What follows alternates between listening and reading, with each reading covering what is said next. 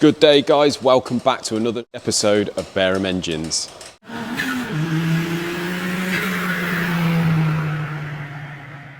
So here we've got a Rover V8 head. As you can see, I've blasted that. Now that was very grotty before it come in. Obviously we've got the pair of heads to do. We've checked the guides are fine, but this is for a new customer. So I've just blasted this thoroughly. I'm just going to cut the seats, give it a reface, get Paul to reluctantly blast the other head. You don't seem to want to do that at all. I've done this one so he can do the other one. But yeah, all we've got to do on this one, guys, is just cut the seats and reface it. Same on the other head. But over here, the BMW is all pretty much done now. The only thing we're waiting for is a genuine BMW rocker cover gasket, because this is slightly different to, I think, the older ones. The gasket we got that come in the aftermarket kit sort of is the one that locates inside the rocker cover. So this one is just a flat gasket. So we've ordered that. That should be here tomorrow, and then we can get that one on its way. Because we've got all the bits coming for this RS Turbo, this one shouldn't take too long. So obviously, because these are two friends, I'm going to get Paul to quickly strip this VR6 and see what we need. And then obviously tomorrow we should have the Land Rover finished, and then I shall get Isaac to bring the V8 over and start that one. And then once Paul's stripped that one and we've got all the bits ordered and what have you, then I shall get Paul to probably strip the Cosworth beginning of next week. We know where we are with the Cosworth, and we can strip that on this bay here. With regards to the Rudge barrel, guys, I've just started to hone this out. Now, the customer has said we've got to run a 4 thou running clearance on the piston to wall, so there's about 14 thou to come out of this bore. I've set it up on the hone, just started to take material out, and then that one will be finished when we've done all that. So guys, with regards to the last video, the thumbnail, the clickbait thumbnail and title issue, really mixed comments actually. I was quite surprised. I half expected everyone to say no, we don't want to see clickbait, it's a load of crap. But obviously the reason we had the discussion is because, you know, there was quite a few comments coming from some subscribers saying they didn't like the clickbait. But then when we did the discussion on it, I've had quite a few people email me as well as on the comments saying that, to be honest, the reason they started watching the channel was because of the clickbait titles, you know, the interesting title. Now they don't really take any notice, and they said, look, people that are going to moan about the clickbait titles, who are going to unsubscribe because of it, you're going to have just as many, if not more people come because you've got a little bit of a clickbait title. Nothing too major, just something, you know, a little bit like what we've been doing really. So it swings and roundabouts, I guess, guys. Yeah, I don't know what you think about that, but my feeling is probably just sort of carry on as we're going. I've taken about 6 thou out of this already, so 8 thou to come out. That's a little bit of a Heath Robinson setup, so I can't go too wild on the amount of force I put on the stones really. So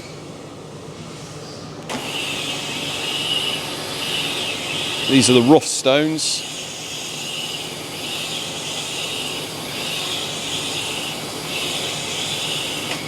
If we take these out now, have a little measure. Take our bore gauge. Now I've got this set between the 4 and the 5 on the little hand, which is there. So we've got, yeah, so we've got about 8 thou to come out, 7, 8 thou. So I need to go a little bit heavier on the cut, really.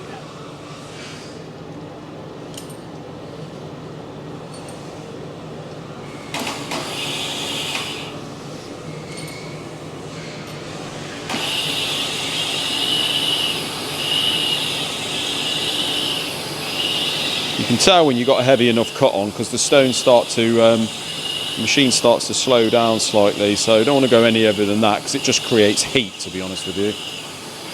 And then it glazes the stones up and they don't cut as well.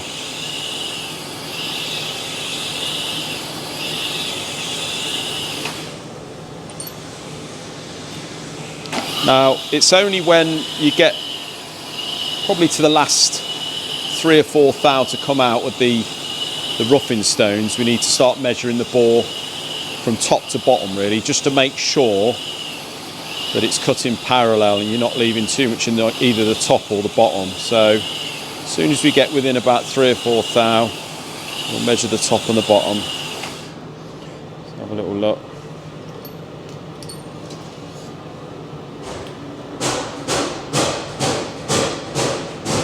So there's about 4 thou there, look. So if we measure the bottom now, see it's slightly under 4, top slightly over 4, middle's there. So it's basically, we need to put a little bit more concentration on the top there to match the bottom and the middle. So as you can see there, guys, half a thou the top, half a thou-ish at the bottom, same in the middle. So this is hot now, so we're going to leave that to cool, and then once it's cool, it should go to about a thou. That's left a thou in there now, and then to take out with the fine stones. So that should be absolutely perfect. Right, guys, just a little update on one of our ongoing warranty claims, and this is the one that involves the gearbox. So just a little recap on that. We did a box beginning of the year. It wasn't a reconditioned box because we're not a gearbox specialist. The customer was made aware of that. We've done 3 engines for him in the past, and he wanted us to take a look at this gearbox. I said, well, we will, but we're not specialists, so it'll be sort of a rebuild and an opinion, really. So stripped the box, got in touch with him. I said, look, visibly there's nothing wrong with this thing at all. The synchros are like new, even the bearings look perfect. He said, well, all it was, he wanted to just sort of make sure that it's all right because he's going to be traveling Europe with the car. So he said it is a little bit noisy in a couple of gears, 3rd and 5th I think it was, and I said, well, this type of box is a bit renowned for that, really.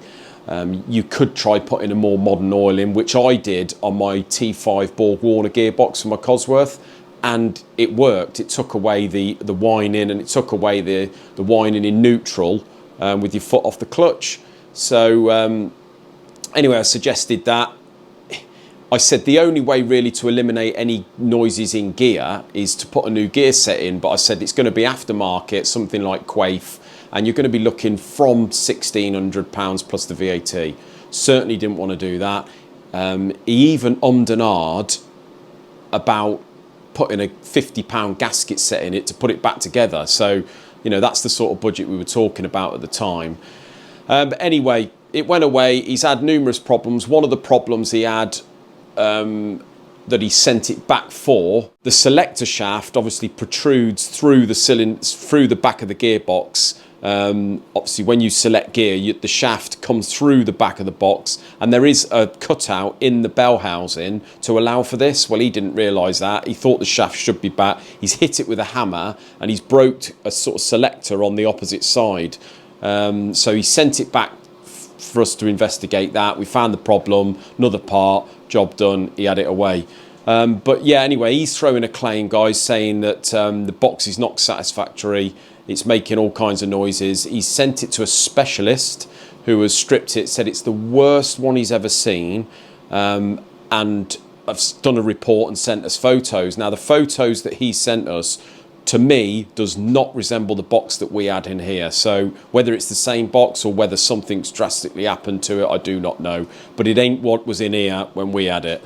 So yeah, they're chucking a claim saying that they're going to take us to court. They're throwing a claim in for about £2,300, whereas the initial bill was only about £400. So he said we need to respond within 14 days. So we passed it on to our lawyer. As I say, I had a phone call the other day from the gentleman's wife, I think it is, and she said, how are we getting on with it? And I said, well, I've passed it, put it in the hands of our lawyer, really, so you should be hearing very shortly from him. And she sounded very surprised by that, and it was almost, she said, you're disputing it then? I said, well, yeah, of course we're disputing it, yeah. You know, you seem to forget the phone call we had initially when the gearbox was in bits. But anyway, so yeah, she sounded like almost like she was backtracking a bit. Once I mentioned the lawyer, she didn't sound so enthusiastic about it. So at the moment, guys, I'm not sure whether they're going to pull out or where it's going to go, but they should have had a letter from our lawyer, fairly smartish. Whether they've had it already, I don't know. But yeah, watch this space, guys. See if they pull out or see whether they take us to court. It's going to be an interesting one. This is the Rover 6-cylinder, guys. So this is, if you can sort of see the similarities, this is pretty much the same design as the Series 1 Land Rover 4-cylinder. In fact, it's almost identical. So you've got the half side valve, just 2 more pots on the end really. So fortunately, I've rebored it. It's clean to plus 20, you can see that. And you can see now I'm chomping away on the head face. So fortunately, because it is the same, you've got 16.5 inches is the highest point from the back edge down the on the sump face to the highest point on the head face. And as you can see, we've had to set it up what they call on the piss, and we've just about got the height. It's sort of, I think you've got 17 inches of height on this milling machine. So yeah, bit of a Heath Robinson, guys. As you can see, the back edge of the sump face is sitting in the channel there. We've just got to sort of, you have to shim it up to get it right that way, and then you've got to tilt it over, put in parallels down there into the main bolt holes. And then what we do to get that, we use our height gauge either side of the head face to get it right that way. So we've got it sort of within about 2 or 3 thou, but as you can see, it's chomped a little bit off the back side there, and it's chomping away on this side, which means that the block face was a bit like that. So definitely needed doing. But as you can see, it looked like it was blowing in the centres anyway. It was horrible. So once we've done this, we're going to take all the valves out, or John is going to decoke it thoroughly, check the guides, do the seats, and yeah, doing this one a little bit backwards really. We normally do the valves first, but we just wanted to make sure that it bored or cleaned at 20, just so we can get the pistons on order really. So as you can see, I've just cut 2 inlet seats on this one of these Rover V8 heads. The other one is there with the jigs on, ready to be faced once the Rover is all done. But basically, I think these heads, the customer said they've been running on LPG, which is gas. And what we normally find with the gas, because it gets so much hotter here, you normally find that it wears the exhaust seat down. So really, to do a proper gas conversion, you should take the heads off and put the proper hardened seats in for the gas. But if you don't, you run the risk of it just eating the seat away and the valve, and we've seen it before where the valve just almost disappears down the port. This has got a little bit of a sort of misfire, I think, but looking at the exhaust seats and the inlets, they're not too bad at all. So what we're going to do, as you can see on here, I'm just going to cut them with a straight 45-degree cutter. Hopefully we don't have to cut too far down. Usually if they are quite pocketed, we have to put new inserts in, so we just put the gas inserts in, but it's entirely up to the customer if he wants to bother cutting all the seats out if they can't be faced, and put the gas ones in, but it is obviously quite a bit more cost. So yeah, we're just going to try these ones and then we're going to get them faced. Morning, Paul. So as you can see down here, we've got the liners in the Alvis. So just to recap, we've got a 3 thou interference on these liners, a straight liner with no step at the top or the bottom. So what we've done is we've trimmed the liner to length, we've pushed them in flush with the bottom down here, we've bored the first one. There is 1mm to come out, so these liners measure 72mm internal. We've got to go to 73, and we're just doing our first cut on the second bore there. So once we've done that, we've got to do basically what we did on that on the Rudge barrel really. We've got to face the top, and then we've got to turn it over and just face the liners at the bottom. We've got to, by hand, put this little valve relief in here, and the same in the bottom. We've got to do the 2 reliefs either side of the liner for the rod, com rod, and then just finish hone the bores, and that thing is done then. Friday afternoon, guys, the Land Rover, I don't know what John was waiting for, but you can see now they've timed it all up, so all we've got to do is put a couple bits back on, all the clearances are done, a couple of covers, and that thing is done. So it's going to be Monday now, but yeah, looking absolutely fantastic. And compared to what it did look like, guys, we'll show you on Monday's video what the sort of before and after on that, but yeah, drastic difference. The BMW here, you can see we've got the new rocker cover gasket. The only thing is, Paul forgot to order the rocker bolts, so he's just ordered a set of them, so that's going to be Monday now before it's finished. But so yeah, another really busy week, guys. Hope you've enjoyed this week's videos. Until another one, please like, subscribe, comment down below on anything you've seen in today's video that you want to comment on, and we will see you again Monday. Have a great weekend. Cheers, guys.